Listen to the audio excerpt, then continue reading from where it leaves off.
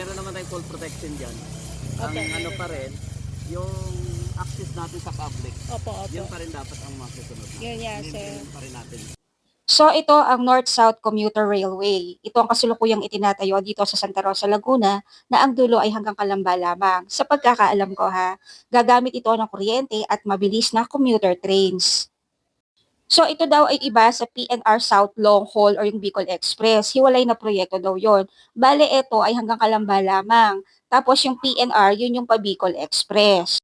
Ang target completion daw nito ay sa huling bahagi ng 2027 hanggang early 2028. Matatagpuan din dito sa Santa Rosa ang isa sa mga pangunahing site offices at ang malaking precast yard o malapit sa Golden City. Dito ginagawa ang mga dambuhalang konkreto na bahagi ng riles na unti-unti nang ikinakabit sa kahabaan ng Laguna. Ayan o.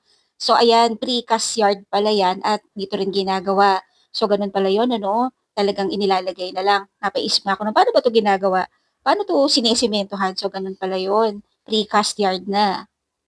Mataas yan, guys, sa personal kasi diyan ako nadaan at pa diyan ang bahay ko. So, tinanggal na rin yung mga katabing bahay na naandyan, yung mga nagtitinda sa talipapa, sana kaya sila lumipat. So, pag nabuo na, nalagyan ng precast, gano'n na yung itsura.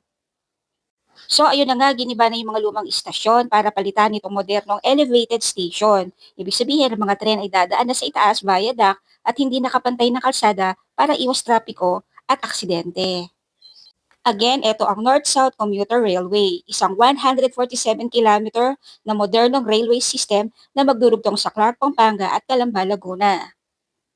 This is built to last. So nakikita natin to ngayon and kahit wala na tayo dito, ito'y pangmatagalan at magagamit pa ng mga susunod na henerasyon.